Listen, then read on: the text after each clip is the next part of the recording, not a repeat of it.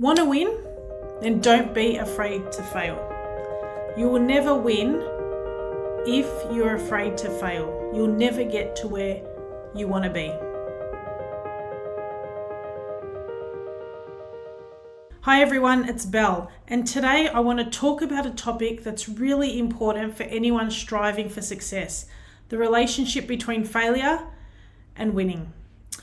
One of the biggest obstacles I had to overcome when starting this business was a lack of confidence. And I know it may seem strange, as I'd run a business before, but this one was different. I was the face of this one.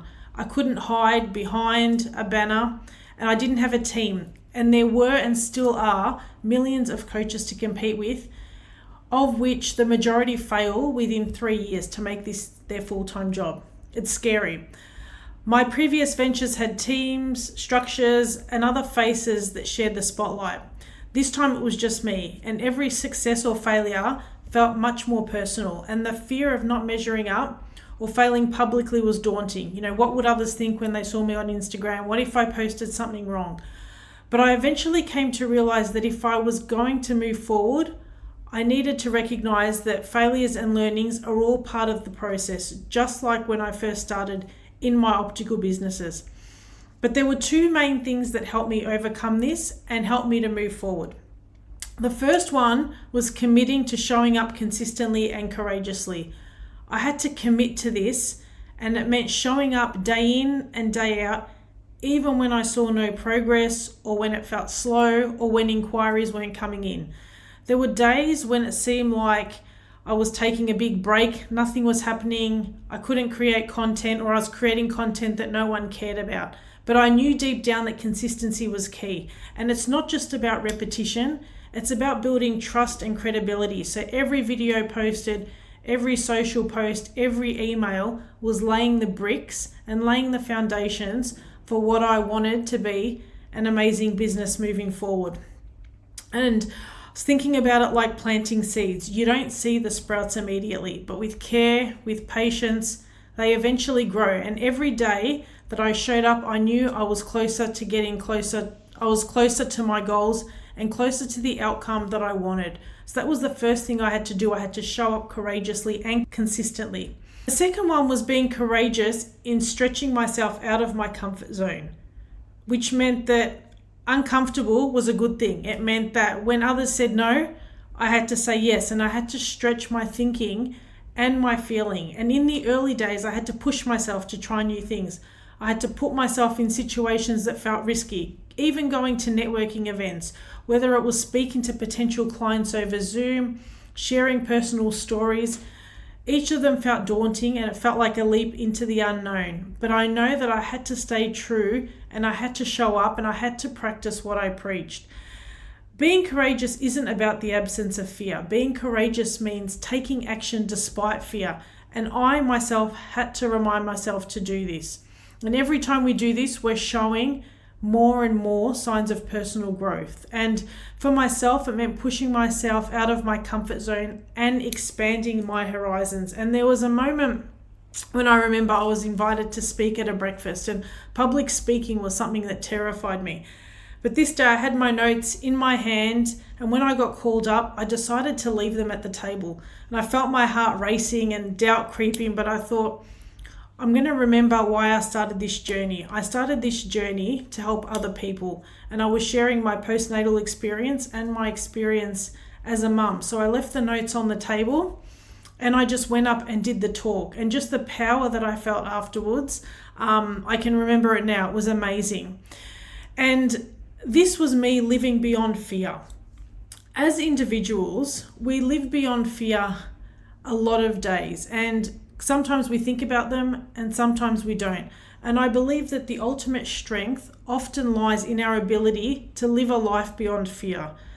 This means entering a space where we feel free from thoughts that hold us back, free from the thoughts of others, and free from things that could hinder our future progress. And there are countless things that we can be afraid of.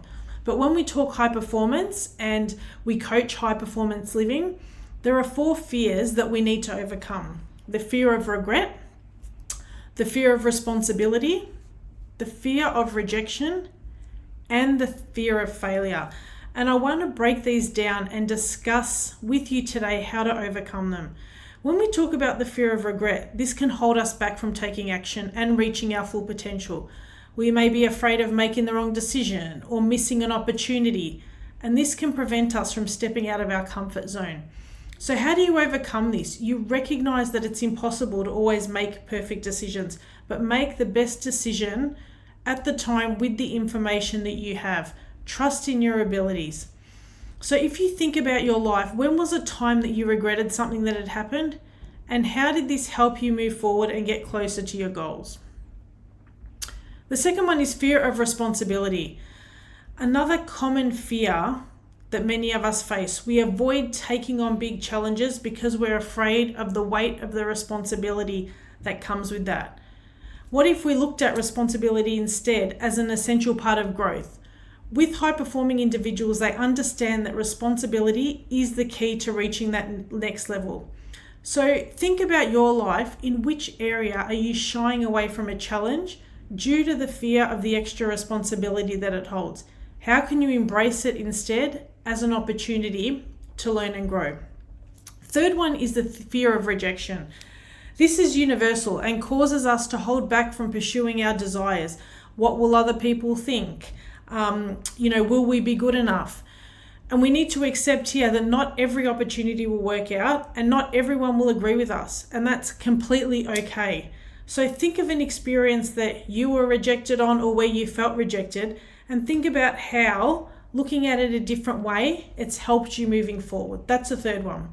And the fourth one is fear of failure. This is where we get stuck in our comfort zone and we talk about a life that we want without really reaching our full potential. And it's a natural part of the learning process. Here we need to take action towards our goals and be willing to adapt when necessary. We need to embrace failure as an opportunity to learn and grow. So think of a time where the fear of failure has held you back, personally or professionally.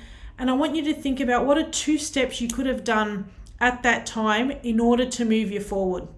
Because it's when we can recognize the fears and what's holding us back that we can really move forward and live that high performance life where we feel purposeful, successful, and where we're bringing the right energy. So I want to give you 3 ways today to help overcome that fear.